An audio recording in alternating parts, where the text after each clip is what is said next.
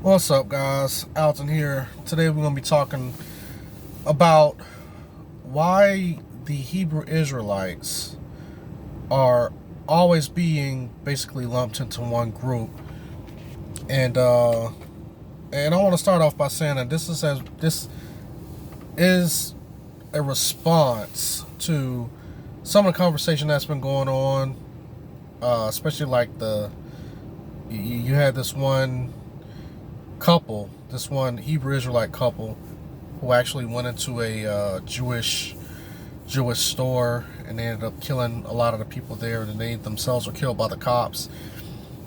The thing that happened in New Jersey, I think it happened last week sometime. But anyway, there are a lot of Hebrew Israelites who are going around and saying that, well, it's not right that you guys categorize us and lump us all into one group and all of that type of stuff, which is actually a fair statement, because we can't go around and say that every Hebrew Israelite person agrees with what has been done. Now, like I said in the past video, that sounds like a good sentiment, but how do we know who is and who isn't following the true tenets of the Hebrew Israelite faith?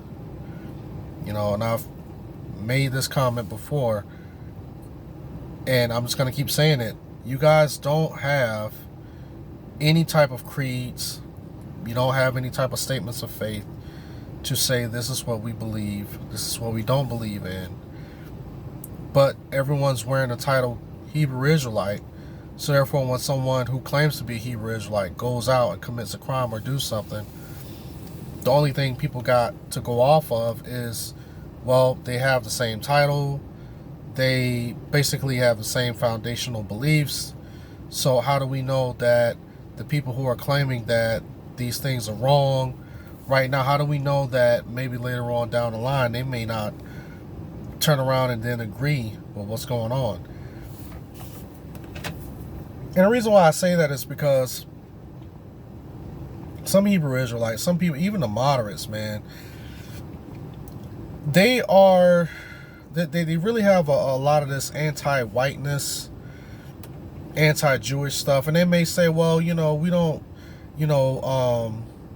we ain't got no problem with white people, we ain't got no problem with Jewish people or anything like that. But when you really talk to them long enough, you'll really see how they feel about Jewish people and white people. You know what I'm saying? And the thing is that these people who committed these crimes in New Jersey, and I think there was another guy in Pennsylvania who stabbed a Jewish person or something like that, you never know what these people are going through. And what I mean by that is, when you're constantly talking or listening to people who are just constantly talking about, white people this, white people that, they're oppressing us, and Jewish people this and Jewish people that, you don't know how that is affecting some people. Because you can be sent back and the thing is that now, especially with social media, it's so easy to follow people. Who think the same way that you do, and to surround yourself with people who think the same way that you do, And some of these people, they're just, on edge.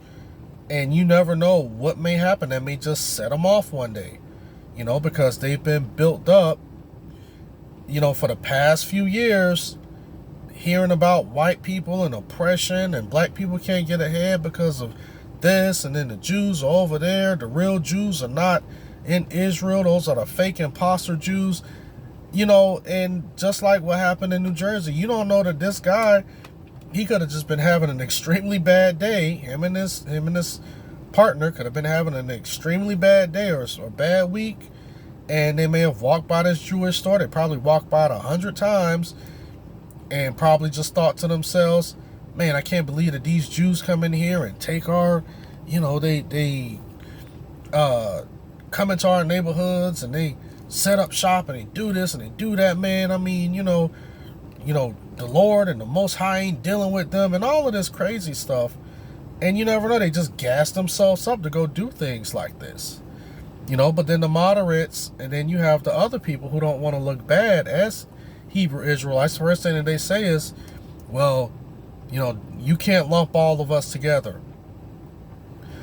But this is the same thing that Hebrew Israelites do. They lump all of us Christians together. That's what they do. They'll sit back and they'll say, well, I left the church because of all of the foolishness and all of the, mess and junk that's going on in the church. Okay. So you left the church to go and follow, to be a part of the Hebrew Israelite movement because you believe that this is what goes on in all churches and this is what all Christians are about. You see what I'm saying? So they'll lump all of us together because I'll hear people, they'll be talking to me and they'll be bringing up T.D. Jakes and Joel Osteen and Creflo. I'm like, I don't follow those guys' teaching. And if you watched any of my past videos, I've heavily critiqued those guys. I've heavily critiqued the foolishness that goes on in the modern black church. I mean, that's a video that I did maybe about 2 years ago. And that video itself almost has 1 million views. So it's like, you want to talk about lumping people together. Hebrew Israelites are the biggest people for doing that. They believe that as a Christian, you have to celebrate Christmas. You got to celebrate Easter. You got to celebrate Thanksgiving. And it's just like, that's not what it is. We all have different beliefs. We all have different ideologies, but a lot of things it's just secondary things, just like I made a video, I think the last video that I made was talking about having a Christian title. And this is what I was trying to explain in that video, was that, we may differ on certain things ideologically, but at the end of the day, a lot of us can still come together and fellowship and worship with each other. And we're just like, hey, the things that we differ on is just secondary issues. That's why you have these different denominations. And this is why I tell people, don't be ashamed to say that you have a certain type of ideology, because I think that we do need to sit down as Christians and talk about what we differ on and why we differ on it. And this is another reason why, we can't consider people who are Hebrew Israelites as believers. We don't consider them brothers and sisters, because we just totally differ theologically.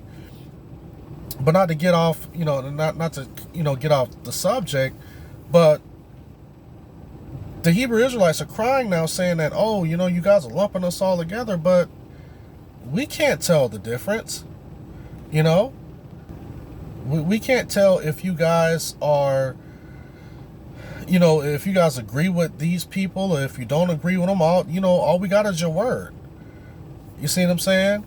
And it's funny because Hebrew Israelites and people who claim to have left the church and all of this stuff here, they say, well, I'm not into organized religion and I don't like organized religion. But we see what happens when you have a disorganized religion. When you just got people just running around doing stuff in a name of the same thing that you're a part of, and there is no creeds, there is nothing written down. You have no historical evidence to back up what you believe in. And it's just like, of course we're going to have to lump you all in together. Like, for instance, I'll get Hebrew Israelites, they want to talk about the Council of Nicaea, right? The Council of Nicaea, and, Constantine came together with all of his folks, and they made Christ, and they deified Christ, and it's just like, it's laughable, because here's how organized religion works, okay? And I'm not ashamed to say that I am a part of an organized religion, to where we do have organization, because God is about order. He is about structure. God is not about lawlessness. This is what the Bible calls lawlessness, when you're just out doing whatever. There's always order and structure under God. So I'm not ashamed to say that I'm a part of an organized religion.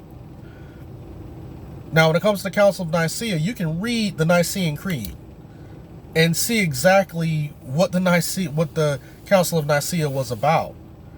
And you can see how they structured that creed, and they say, listen, this is what we believe in. We don't believe in this, we don't believe in that, so we just basically want to put it out there for the record. This is what we've always believed in. This is what the Nicene Creed is about.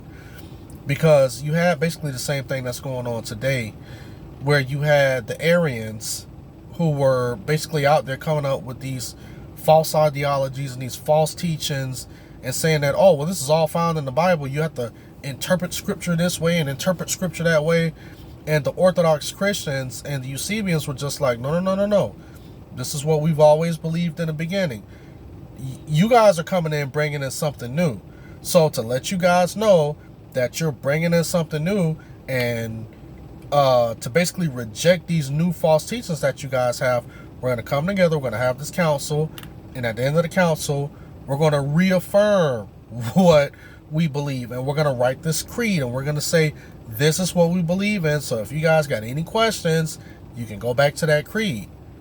And we got all types of creeds throughout history, especially here in the Christian and the Christian faith, that we can all read, which will affirm what we believe as Christians.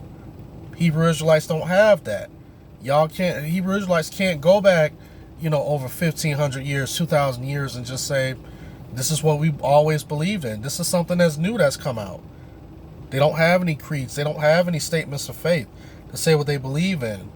And I'm pretty sure if they did come out with statements of faith of what they believed in, it'll contradict a lot of the stuff that you hear coming from these guys, because they just contradict each other back and forth.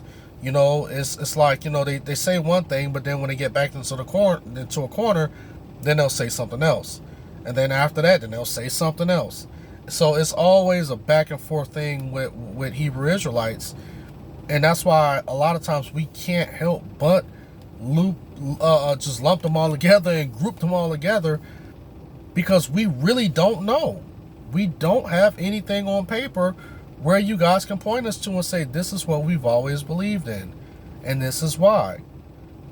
So anyway, guys, let me know what you guys think about this video, man. Do you think that we can find a way to not group all of these Hebrew Israelites together? Is there any way that we can do that without having statements of faiths and creeds and things that they need to come up with to prove that they don't, or they disavow people who talk about violence or who commit violence in the name of being a Hebrew Israelite? Or do you think, like me, that, hey, they need to come together, they need to get organized, they need to get structured and say, this is what we believe in totally. All of us believe in this. We're all going to sign a statement of faith. And this is what being a Hebrew Israelite is all about. And if you guys got any questions, this is our creed. So anyway, guys, just let me know what you guys think in the comment section below. And as always, like, rate, comment, share, subscribe. And you guys have a blessed day.